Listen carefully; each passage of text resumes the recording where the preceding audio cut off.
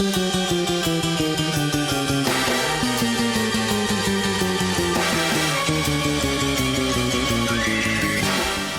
the main brace. Jolly the Roger. Sound the foghorn. We're off. We're off. Join us on Jools and Jim's Joyride. Here we go.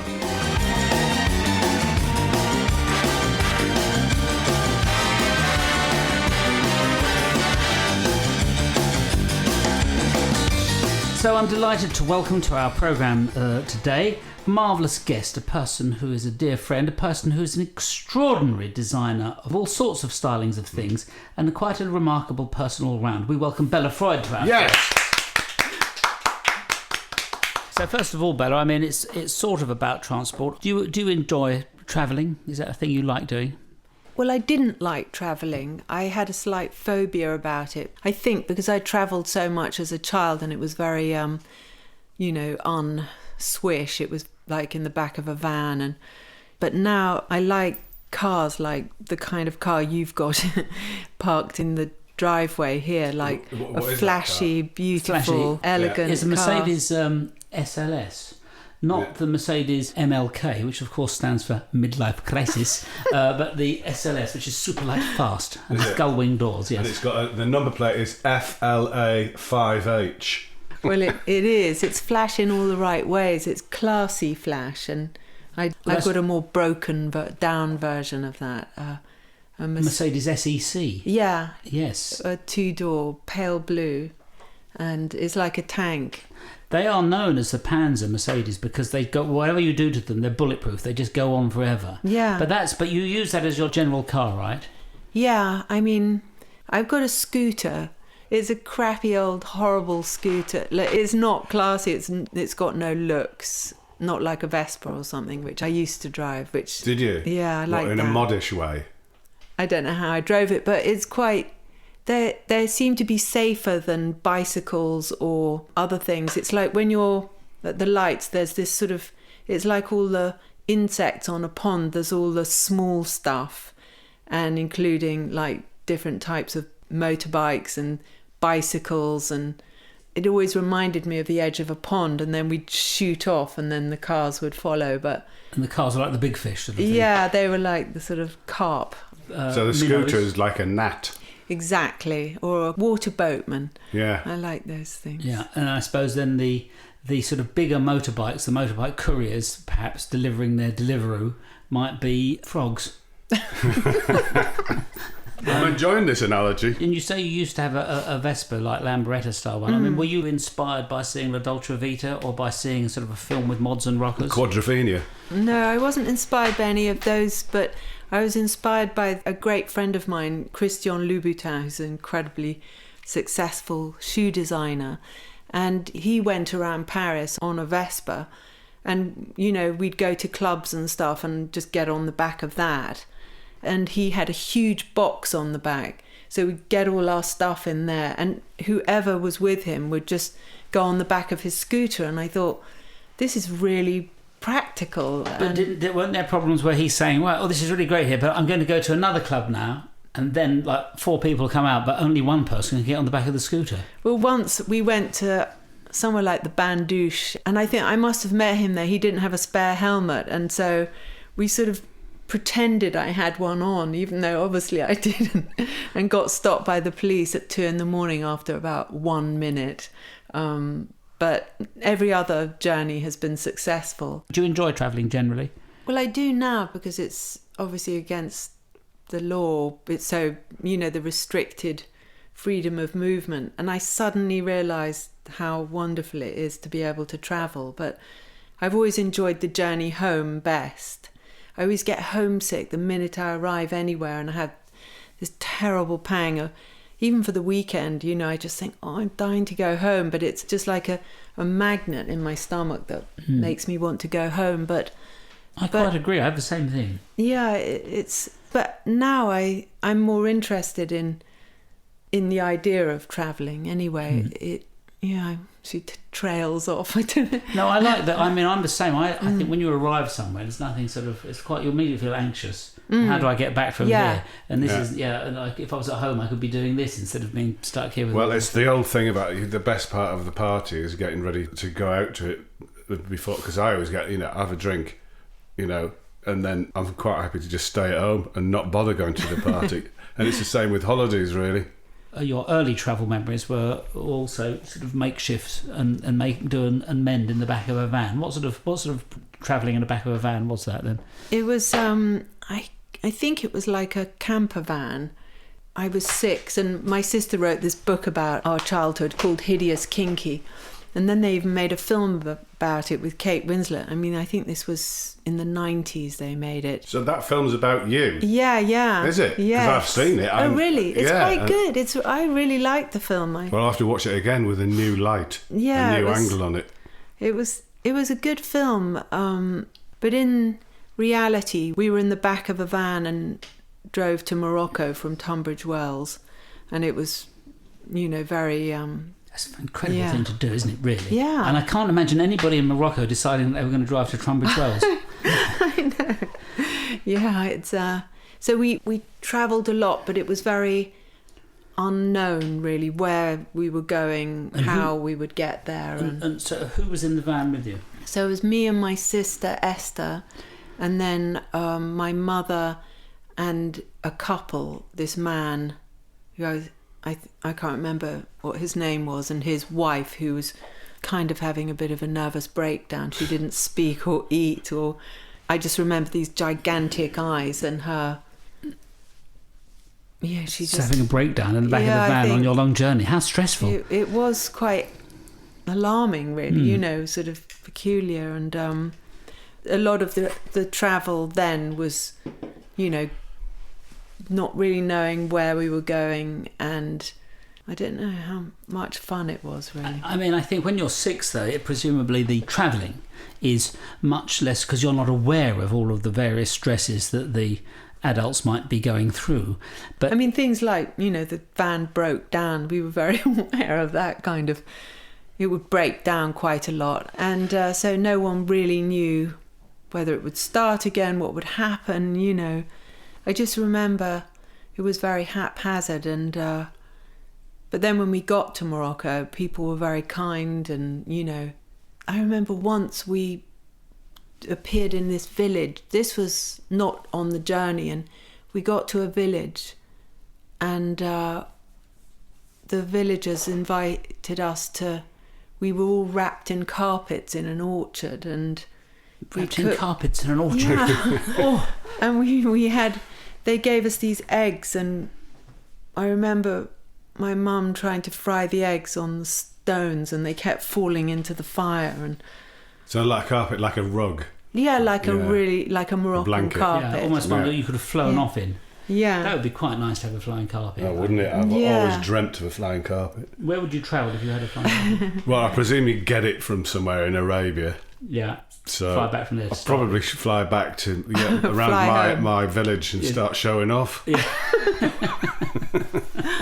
Yeah, exactly. But I suppose it's like you'd never think of where you'd go on a flying part. You'd just imagine it would somehow save you, just suspend you above the chaos of the world, and you'd be safe, and like your anxiety would stop. Ooh, I just thought of showing off, really. I never thought about it that deeply. Just like doing the loop around, But I think you'll find if anybody has a bit of anxiety, showing off gets rid of it straight away. Yeah. But as you've got older, you say you've started to enjoy travelling once again. Yeah, I suppose that type of travel made me be attached to very ordinary situations, like just going home or having somewhere to live that's nice. And but I do, like there's places that I loved the idea of going to, like Jamaica, and I actually went last October. There's certain places I'd love to go to, but because I haven't been there, I'm apprehensive. I think, I can't go. So you went to Jamaica? But I actually went, Where did you go? I went, it was pretty cushy. I went to Goldeneye, and it was just really? amazing. What? Yeah. Because I love Jamaican music. I remember where I was standing when I first heard Bob Marley when I was 12, and just thought, this is it, this. And I saw him playing and all sorts of stuff, and I just loved the idea of going and finding out and being there. So how was Jamaica when you got there for you? Well, it was, it was just totally wonderful. Admittedly, it was in a very rarefied situation, but it was still very GoldenEye. You've probably been there, but no. What is it? GoldenEye. It's Chris Blackwell.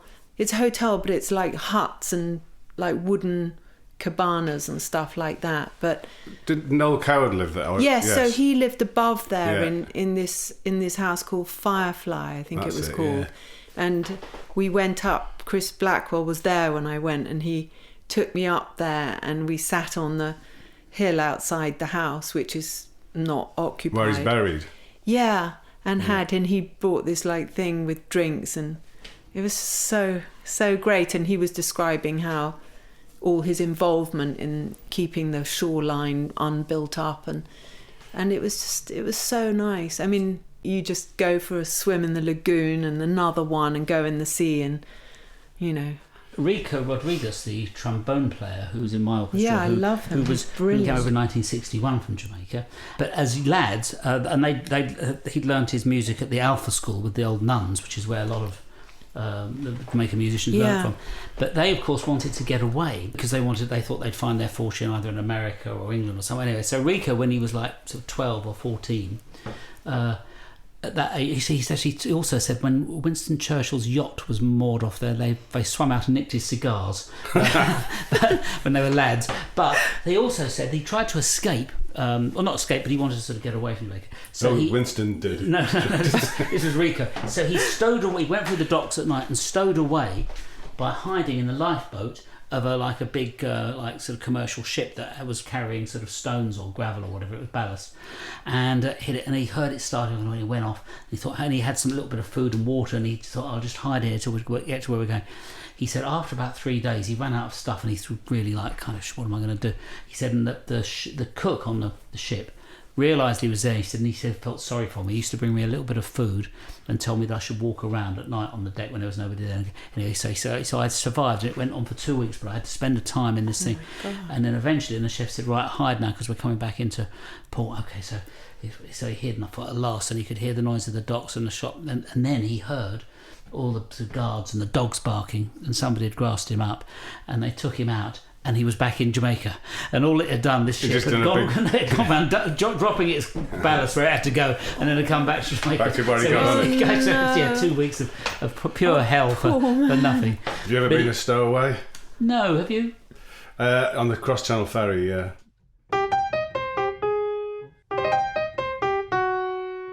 I quite like going far away places for short amount of time.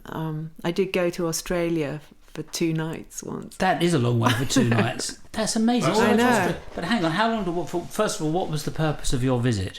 The purpose was to launch a perfume out there. And it wasn't called jetlag, was it? So I went with a colleague, and she went on to another city, and I had to come back for something else. And I just thought, that sounds great. If I go fast enough, I maybe won't even get jet lag. And I managed to do a lot. I went to the opera. All in the 2 days? Yeah, and I not fall asleep. And how long did it take you to get there? Do you think 24 hours on a plane? Yeah, I think so. Hours, it's a really, really long journey. Yeah. So you didn't get a jet lag though, because it was so short. I didn't. I don't remember that jet lag being so bad. Not as bad as going to Japan and then to America. That's unbearable. I couldn't work out, because I've been to Australia and Japan, which is Japan's nearer slightly, but the jet lag in Japan is just the worst. It's like 2 weeks long. It does take a long time to unscramble yourself from it. There is a way, and I'm not quite sure how it works, of avoiding. We played in Australia, and then afterwards we went and played in Argentina.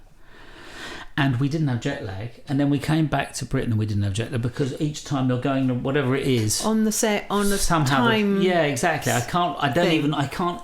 If somebody were half sensible here, they'd tell you what I meant. Yeah. But just trust me, it was all right. So you just keep going. You just keep going. Yeah. They do Right. say if you to avoid jet lag, eat coddled eggs and boiled bacon. Oh, really? Yeah, no, it's just nice, but it's there's the cure. Yeah, thank you. That's a great help. That was told to me by Lord Sodalot.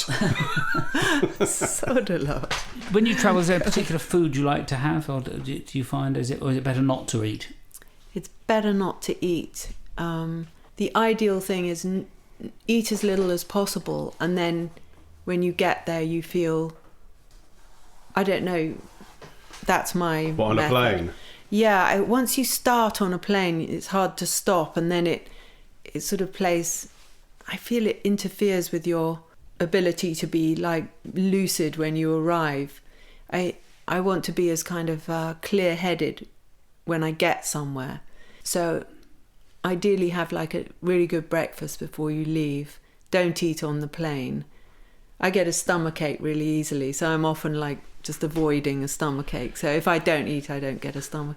I mean, it sounds a bit grim, but it works for me. Exactly. I was on a plane once. In fact, I was going to Australia, and because I was on it for so long, we stopped, I think, at Singapore, and I got a new pair of Converse, and I had them on, and my feet swelled up so much I couldn't get them off. Oh, God. And I hobbled to get off at Singapore, and I hobbled through. The airport is so enormous there as well. It goes on for miles. They wouldn't actually come off my feet. Very suspicious, I would have thought, to the customs people. What are you trying to hide?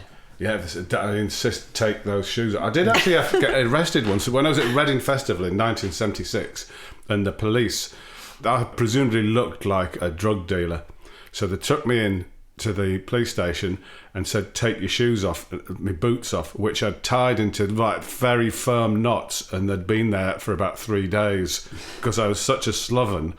I was sleeping in a tent without taking my boots off, and they said no help, no scissors, nothing, you just have to sit there picking away at your shoelaces until they come off. And I was in there about 7 hours. Well, that's a sentence in itself, isn't it? Exactly. Didn't find anything. No. Apart from some sock horror.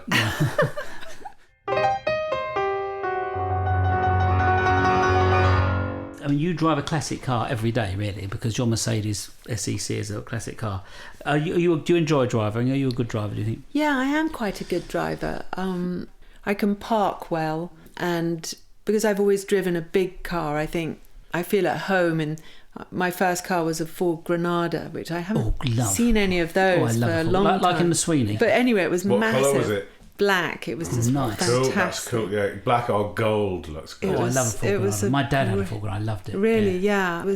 It was a nice shape, like That's it's a elegant. big car, isn't it? But you said you're a good driver. I mean, your father, Lucian, who was one of the greatest painters in the world, but I do remember that he was, in my memory, he was one of the worst drivers in the world. Well, he wasn't exactly a bad driver. He was the most terrifying driver. Didn't he drive at very high speeds through Soho? And he told me that he'd had a getaway driver from a gang take his test for him, and it was almost like they'd imbued in him this style of driving. But so he didn't even take his own driving test? No, I think people didn't often in those. They just give someone 20 quid. And I remember driving down Portobello at night with him, and he would do something that he said the police did or someone had taught him, which was to sort of have the lights off and then just flash them on. So this thing would be zooming down the road at top speed, and then the lights would go on and off, and whoever was in the way would scatter. It was just,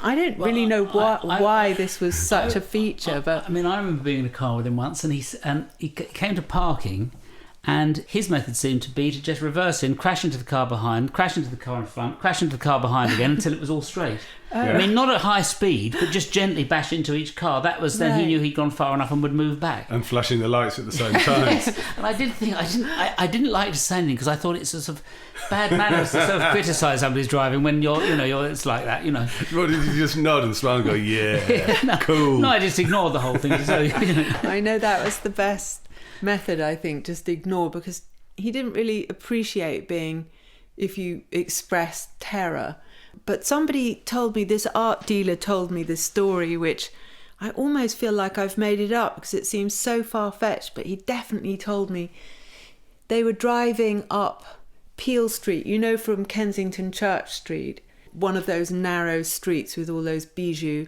little houses. And they drove at top speed up this road, and there was a sort of, you know, father taking his prams out of the car, and the door was open onto the street. It was like a one street car. And he said they just drove at top speed, smashed the car door, just drove past the car door, opened the car door, flew off and carried on, and he never said a single thing. And nor did Matthew.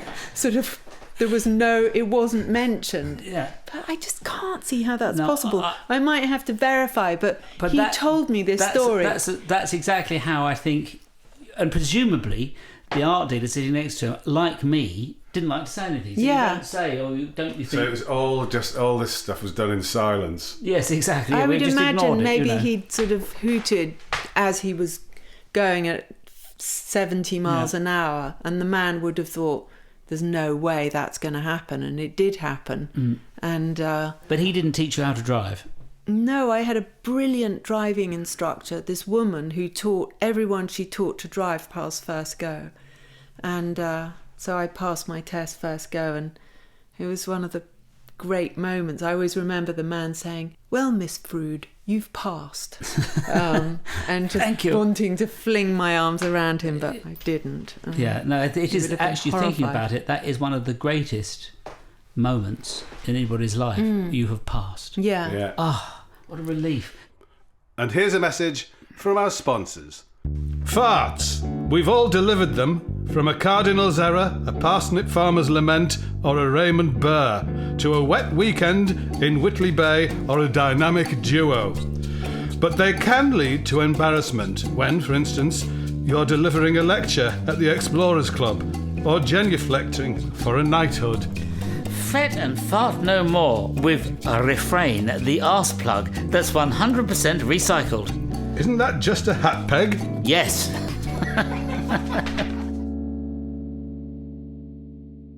Railways, where do you stand on the railway? Oh yeah, I love a train journey. I really love that. Have you made any good train journeys?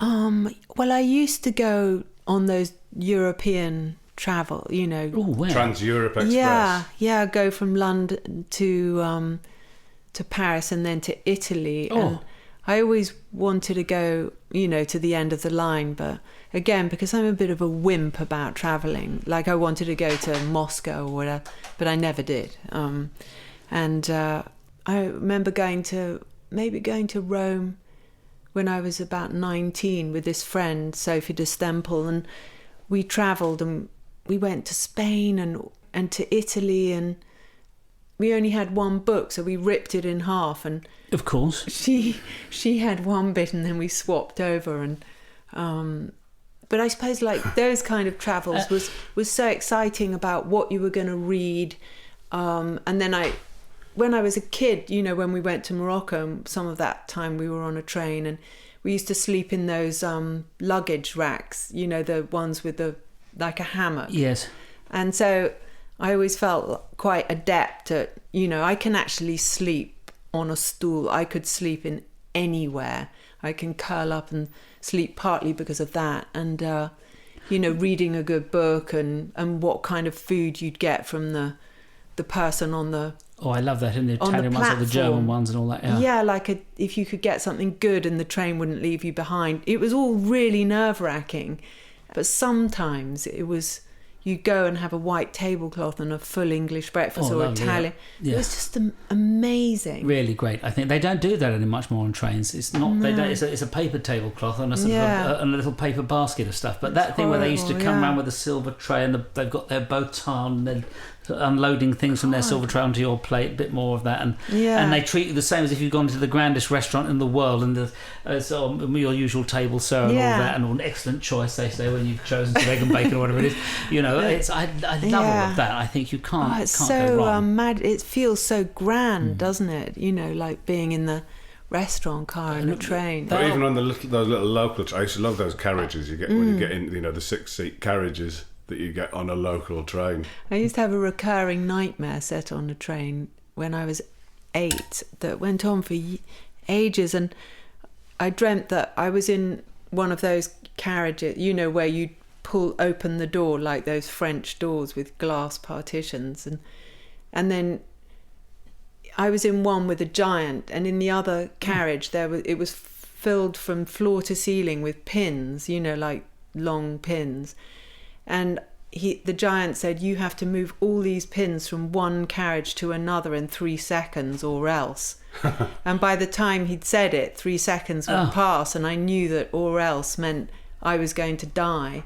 Oh. And I just had this dream on and on and Why on. on a train, I wonder? I don't know. The train was very vivid. It was, one with a passage, the corridor. Yes. And you'd open the doors.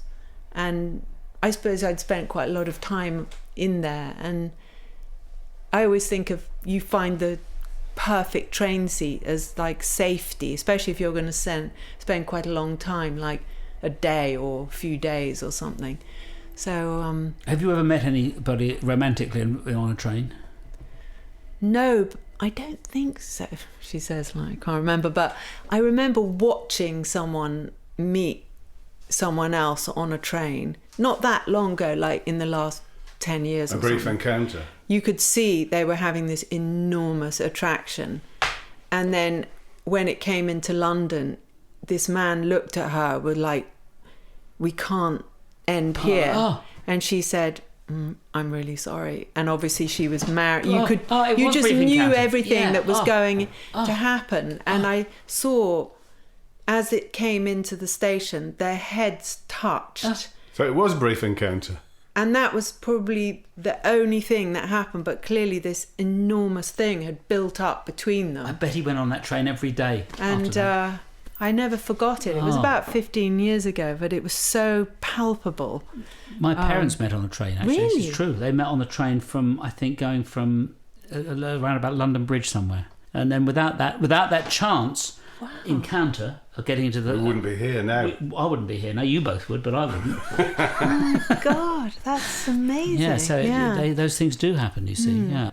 Another good journey, actually, which just before we end, is on a donkey. Because when I was in Morocco, I there were a lot of donkeys there, and I sometimes used to be a shepherd to donkeys when we were in the country, and I'd hang around with the local kids looking after donkeys, and I had a real attachment to them. And you don't obviously go, it's a pretty arduous journey, but if you don't have anything else, a donkey is a means. But if you use a donkey as a means of transport?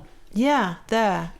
How far did you travel on the donkey? Well, I remember going on one very long journey for, I don't know, you know how time is so weird when you're a kid, but, going through the night on a donkey and... Through the night? Yeah, and it would have like saddlebags, and I remember at one point me and my sister being in the saddlebags and going up mountains, and the worst journey was on a camel. That's really, really uncomfortable. Horrible, so much lurching. Where were you travelling on a camel? I don't know, somewhere in Morocco. Because some of the time we went through the Atlas Mountains, and sometimes we hitchhiked, and sometimes we went on. This is after the van had broken down. So the van was the journey to Morocco. Yeah. Then when we got there, we spent some time just in Marrakesh, but other times we travelled around in this, non-luxurious style, which is in a donkey train. Yeah, not dissimilar to sort of Bilbo Baggins and the dwarves as they trundle across through the mountains of Mordor, or wherever they're trundling. Yeah. That's fantastic. You travel in the saddlebag of a donkey with your sister on the one on the other side. Yeah. Bit of variety, There used to be a donkey man on Blackheath, and I used to travel on the donkeys there, but it was only just up and down outside Greenwich Park. Oh, I remember, yeah. When was this, last week? Yes, it's really good, and I get an ice cream as well. Yeah. Good boy. Thank you. Well, I think we've completed our questionnaire now. So thank you so much, Bella Freud. Thank you for having me.